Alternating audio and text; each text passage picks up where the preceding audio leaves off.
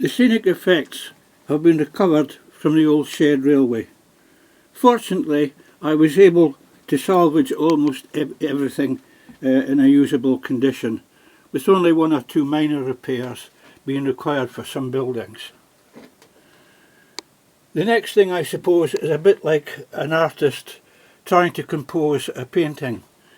In other words, to create a three-dimensional scenic effect to fit in with the new layout.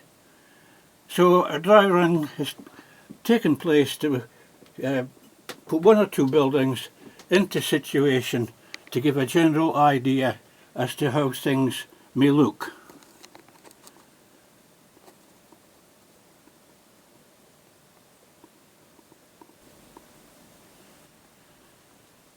A slight alteration had to be made to the track at the freight shed, otherwise I could not get enough space to fit the shed.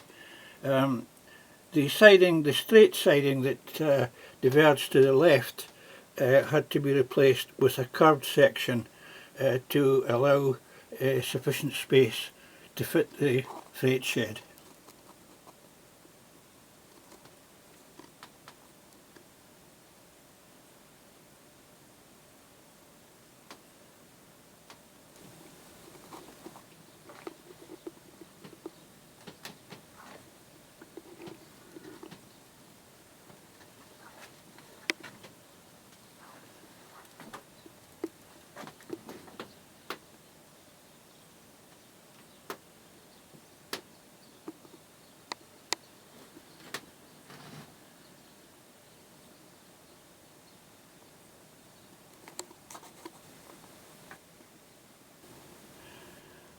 I am gradually working my way through the jumble of scenic materials recovered from the old shed line and sorting them into a semblance of order and placing them on the baseboard for final tuning of the scenic work.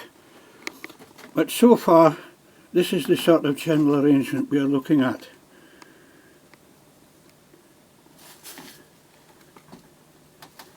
We have the old familiar farm area from the old site.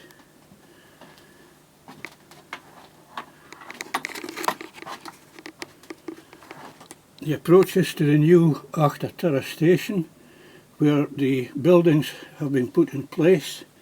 The platforms aren't quite dried out yet, so there still remains the final edge white lining to be done to complete the station scenic area.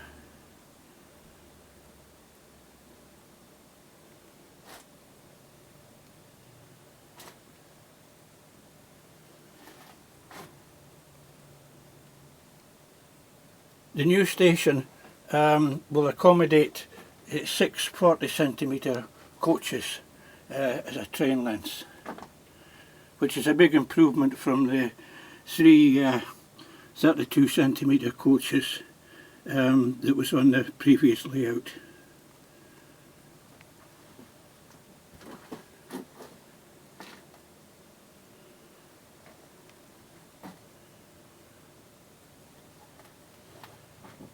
The freight-only branch line is controlled by a Tommy dot signal there, placed just before the points as they should be.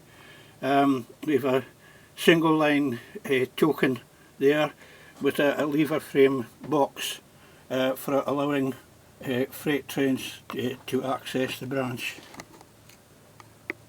I always place my signals as they should be in reality, with proper block working. Here we see the site of the village. It's roughly put in place at the moment, and that the scenic work has to be completed there. I'm gradually working my way round the baseboard in a sort of sequence, so things have been done in uniform stages. Unfortunately, there wasn't room for the loading bank with the confined space available for the new freight sidings, so I'll have to make a smaller adaptation at least to mount the crane.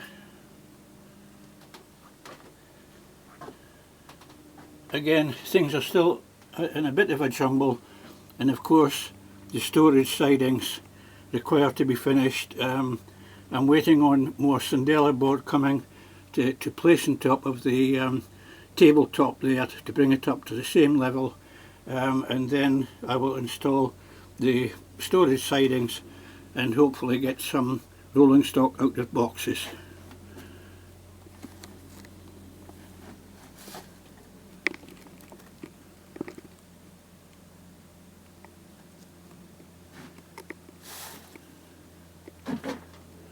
But you will see now a general idea of how the railway is falling into place.